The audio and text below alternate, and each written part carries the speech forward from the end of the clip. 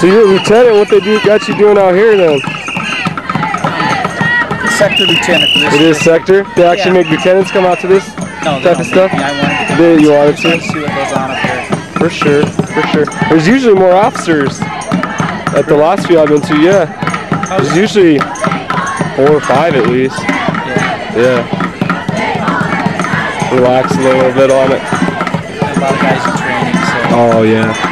So tell me this, those guys in the white trucks that you were talking to and keep driving by, are they actual GEO employees or Homeland Security employees? You know what? Do you know?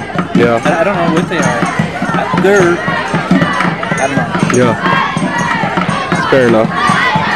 Yeah, because I wonder, you know, if they're private, if they have the same, if they have immunities or how that all works. Yeah. Do you have any idea where I can find that out? No idea. That's fair. So what are the boundaries of Sector 1 in Aurora? We go north, basically, to the railroad tracks. Okay. Some of that's Denver, some of it's ours. Right. Basically, the railroad tracks. Yeah.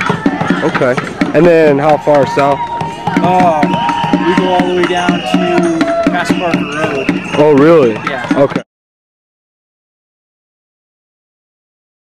What is the opinion of Aurora police officers regarding Copwatch? Do you have any idea?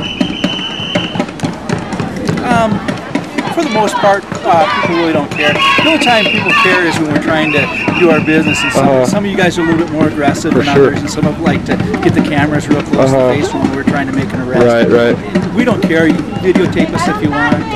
Just don't interfere with us. That's pretty much our policy. Fair enough.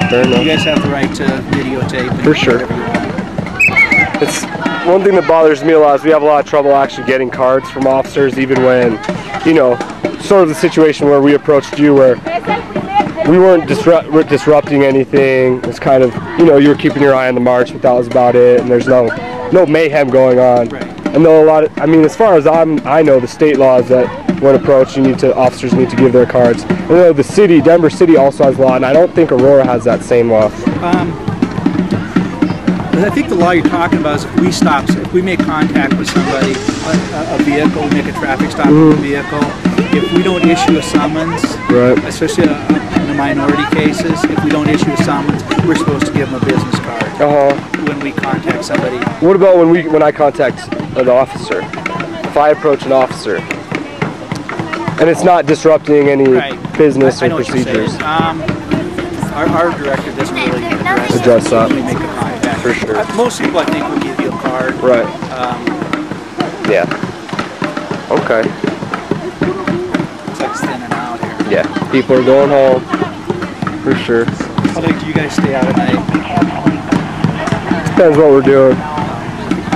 You got just like a full-time job for you? Do you have other jobs? It's just something we do. So regular jobs during the day and then go out and release at night? Mostly. What would you say to people who see the police officers as like a armed apparatus of the state, kind of like a gang that basically enforces law of the rich folk and property of the rich folk, and really don't give a care about people who don't have money, people of color? I disagree. Disagree with that? I think we protect everybody. We try to. We try to be fair. What about the brutality? You know, Aurora's pretty infamous for their the brutality that the excessive force that they use specifically on folks of color. You know, there's been several murders and killings in the last. You know, there's been killings and murders by Aurora police officers in the last 10 years in this area. Frank Lobato, Jamal Bonner. Those are a couple names. No comment? I'm not. Alright, fair enough. You want to roll? Alright.